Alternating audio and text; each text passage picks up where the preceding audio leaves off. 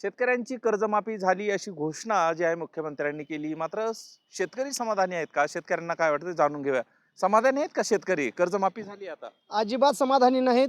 कारण गेल्या कित्येक वर्षापासून सातत्यानं शेतकरी चळवळीत काम करणाऱ्या संघटना कर्जमुक्तीच्या अनुषंगानं आंदोलन करतायत.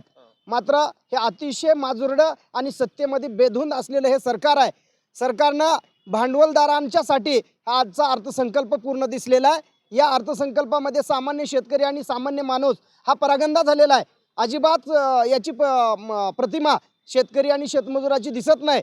खरं पाहिलं तर 5 लाखापर्यंत कर्जमुक्तीचं घोषणा या ठिकाणी अर्थसंकल्पात होणं आवश्यक होती. मात्र काही कंडिशन्स अटी घातलेल्या आहेत आणि 2 लाखापर्यंतच कर्ज माफ करू अशा पद्धतीचा उद्घोष मुख्यमंत्र्यांनी केलेला आहे. या ठिकाणी मुख्यमंत्र्यांनी सरासर शेतकऱ्याची फसवणूक केलेली आहे. काय वाटतंय तुम्हाला मग फसवणूक केली? 2 लाख रुपये मिळणार आहेत ना कर्जमाफी पोटी आणि 50,000 जे कर्ज भरतेत जुनं नवं करणारे किंवा रेग्युलर भरणारे त्यांनाही 50,000 हे पहा, त्यांनी 2 लाख रुपये देणं हे फार मोठं शेतकऱ्यावर उपकार केलेले नाहीत.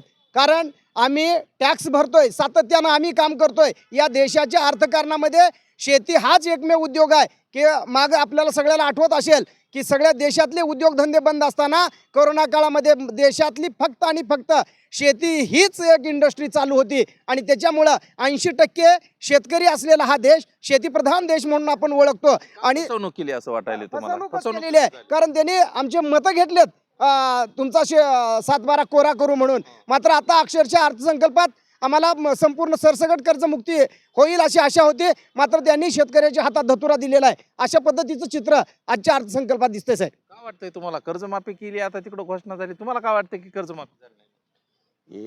एका तुम्हाला सांगतो, एका एकरमध्ये शेतकऱ्याची कोरडवाहू शेतकऱ्याची सरकारकडे 9,000ची चोरी करतं आणि बागायत शेतकऱ्याची 22,000ची चोरी करतं.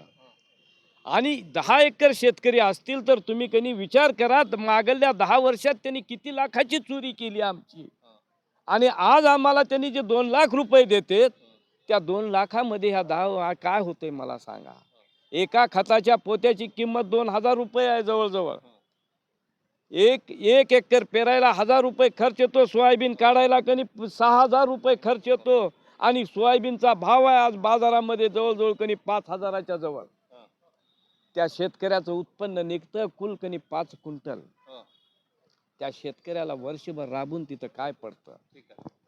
आणि त्याच्यामुळं मी म्हणतो ही शेतकऱ्याची कर्जमाफी नाही तर ही शेतकऱ्याची कधी न देण्याची चेष्टा आहे. चेष्टा केली वाटते. कशामुळे तुम्हाला वाटते की शेतकऱ्यांची चेष्टा झाली आहे? साहेब, आम्ही मागं वर्तमानपत्रामध्ये वाचलेलं आहे की 32 लाख कोटी रुपयाची उद्योगपतींची सरकारनं कर्जमाफी केली. उद्योगपती हे काही देशाला खाऊ घालत नाहीत. अन्न पुरवणारा अन्नदाता शेतकरी आहे. शेतकऱ्यावर कर्ज वाढायला सरकार जबाबदार आहे. सरकारच्या चुकीच्या धोरणामुळं शेतीमालाचे भाव पडतात. त्या पडलेल्या भावातून आमचा उत्पादन खर्च सुद्धा भरून निघत नाही. त्यामुळं आमच्यावर कर्ज वाढतंय आणि हे कर्ज सरसगट माफ करणं ही सरकारची नैतिक जबाबदारी आहे. आजच्या कर्जमाफीकडे कसं बघता? कर्जमाफी झाली म्हणते ना, सरकार घोषणा केली तिकडं. ही कर्जमाफी कुणासाठी झाली त्यांना आता माहीत. कारण ही घोषणा जी केलेली आहे ती आज आम्ही लातूर जिल्ह्यातले शेतकरी जिल्हा मध्यवर्ती बँकेनं 95% शेतकऱ्याचं चालू बाकी करून घेतलेलं आहे. आम्ही व्याजी खाजगी सावकाराकडून व्याजी पैसे काढून चालू बाकी केलेला आहे. कारण आम्हाला पत टिकवायची आहे. बुडवं म्हणून घ्यायची शेतकऱ्याची कधीही मानसिकता नाही.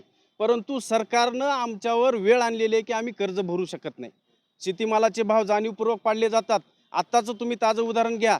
अमेरिकेसोबतची जी ट्रेड डील आहे ती ट्रेड डील झाल्या 1,000 रुपयानं सोयाबीनचे भाव पडले. मग ही भाव पडण्याला सरकार जबाबदार आहे का शेतकरी? तर सरकारनं हे चुकीचा करार केला. त्याच्यामुळं आज शेतीमालाचे भाव पडले. त्याच्यामुळं आमचा उत्पादन खर्च भरून निघणार. त्याच्यामुळं आमचं कर्ज वाढले आणि कर्ज वाढल्यामुळं आम्ही भरून शकणार गेला. मग ही सगळं कर्ज वाढण्याला जबाबदार सरकार आहे. सरकारनं सरसकट कर्ज माफ करायला पाहिजे होतं. त्याच्यामुळं आम्ही ह्या कर्जमाफीच्या मुद्द्यावर कर्जमाफी तर आता जाहीर झाली. आता काय मग म्हणणं आहे शेतकऱ्याचं? कर्जमाफी जाहीर झाली ही आणि त्याचा काही जी आर ह्यांनी काढलेला नाही.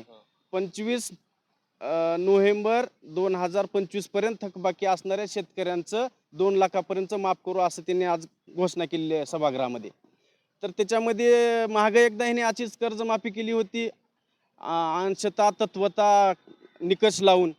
तशा प्रकारचं जे आर आणून आणि ह्याच्यामधून 90% शेतकऱ्याला ह्यांनी वगळणार आणि येणाऱ्या ह्यांच्या जे काही मोठे मोठे शेतकरी ह्यांच्या पक्षाचे आहेत, जे काही इंडस्ट्रीमध्ये कर्ज घेतलेलं आहे त्या लोकांचं माफ ह्यांनी करणार.